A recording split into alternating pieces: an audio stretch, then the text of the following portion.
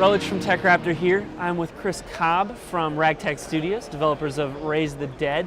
We're going to talk to them a little bit about their studio, what they've got coming up with Raise the Dead, and maybe a little bit of the future. So, Chris, tell us a little bit about the studio. Okay, yeah, so Ragtag Studio, we've been around for a little over 2 years now. We consist of 3 people total. All 3 of us have been in the games industry for about 14, 15 years now. Okay. And we've been working at like the larger, AAA type companies. Mm-hmm. And about 2.5 years ago, we all left our jobs to start Ragtag Studio. We started out by making a couple of simple iPhone games, mm-hmm. But we just kind of did that to warm up for what we really wanted to do, which was work on Raise the Dead. Awesome. Cool. So, obviously, Raise the Dead is a zombie game, but it's not your typical zombie game, correct? No, correct. Not at all. Yeah, you're actually on the side of the zombies. Yeah. So, from what I understand and from what I've read and seen everything, you're playing Ray, right, who is a recently turned zombie. Right. And you can kind of raise your own army. Maybe explain how that works. Yeah, so right at the beginning of the game, the first thing that happens is Ray is resurrected as a zombie. He's a bit, as you might imagine, he's a bit unsure of what's going on, a little disoriented, a little weak. But shortly after, he finds that he has the ability to resurrect and control the dead. So from there, he starts to build a bit of a zombie army. And they're very loyal to him. They follow him around. He can command them to do different things. They will fight. They can destroy barriers. He can use them to solve different environmental-based puzzles, that kind of thing. That's pretty cool. Yeah. So how many zombie types are there so far? Obviously, you're probably not done. We've shown 3 different types so far. We're gonna have 5 total. 5? Okay. Yeah, and they all have unique fighting abilities and also just different ways of navigating the terrain. Like, for example, some can go through water, whereas the others can't. That kind of thing. That's pretty cool. Yeah. So, with the story, now you guys are putting a story in a zombie game, which obviously you got like Walking Dead and stuff like that, where you're the survivors. But coming from the perspective of the zombie itself, you're going to be doing flashbacks, things like that, correct? Yeah, so we have a really kind of ambitious and unusual story in Raise the Dead. The primary game is Ray as a zombie and his journey it's sort of a tale of redemption. Of course, I don't want to say too much. But But what happens along the way, and you actually spend about 50% of the game in these playable flashbacks, where you flash back to points in Ray's life when he was still alive. And these significance in his points in his life that led up to the point where he died.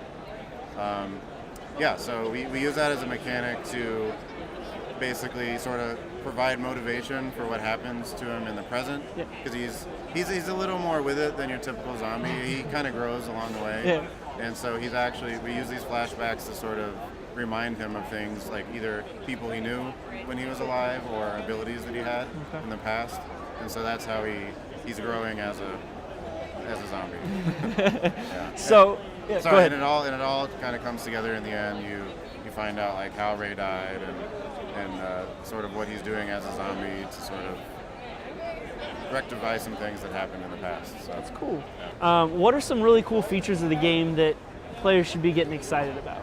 Okay, well, so the story I just talked about is, I think, probably the coolest part of the game. Like, a lot of times in flashbacks and games and cutscenes and that kind of stuff, you basically sit there and watch what happened. Sure. But we're going to have, like, all these cutscenes that I'm talking about, all these flashbacks, they're fully playable. That's awesome. So Ray, you find out that Ray has some similar abilities as a human as to what he has now as a zombie, so we think that's pretty cool. So you essentially get to play through the entire story. You're not interrupted, you're going to these flashbacks and actually continuing to play. For the most part, yeah. There are a couple of times where we have to say, all right, we have a few things to say here and there, but for the most part, we want to keep the player involved, For sure. But other than that, like it's pretty unusual that you get to play on this side of things. You get to actually play as the zombies and grow and control your own zombie army. So we think that's a pretty special feature. That's awesome.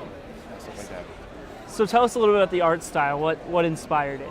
Right. Okay. So as you can see, it's we wanted to have fun with the art style. We wanted it to be accessible. If you really think about it, like what's going on in the game is, it could be interpreted as on the disturbing side of things, but we wanted to keep it lighthearted and accessible and funny. So we went with a fun art style. The characters are all sort of flat 2D characters. We did that because we wanted to let our artist Matt have just free reign with his. We didn't want him to be restricted by polygons and that kind of thing. This way he can use his paintbrush and just put a ton of character into the characters. We also wanted to exaggerate their proportions because we want to have a lot of characters on screen. And when you do like the big head thing, you can kind of you can say a lot with their silhouette and still like keep it clear what the characters are, that kind of thing. Oh, yeah. So yeah, we wanted to just keep it fun and colorful and lighthearted despite the sort of morbid content. Okay. So where can we find you guys? Where are we going to be able to find the game? Okay, so the game is, we still have quite a ways to go, to be honest. Probably have about another year of development. So far, we are definitely committed to releasing the game on Steam. We've already been greenlit for Steam. Awesome. So we're going to do PC, Mac, and Linux. And we also have, we've worked it out with Sony where we're going to release on the PlayStation 4 as well. Awesome. Yeah, we're definitely considering other platforms, but we're going to start with those, see how we do, and then take it from there. Cool. So I have a question. Okay. You guys have Pirates and Ninjas on your homepage. Is that going to happen at some point? I have to ask. I love Pirates and Ninjas. We actually get that quite a bit. That's just something Matt had fun with one day, and there isn't a plan for that right now, but after, I'll tell you, we've been working on Raise the Dead for 2 years. We still have another year left. When that's finally done, we're going to want to make a couple of just real simple little small games, and it wouldn't surprise me if we did something with that. So, that would be awesome. Yeah, yeah, we actually want to do it. So. So where can we find you guys on the website, Twitter, Facebook? Sure, yeah, we have all that. Our website is ragtagstudio.com. That's singular, Ragtag Studio. And then from there, it links to we have a dev blog and Twitter and Facebook and all that. So. Fantastic.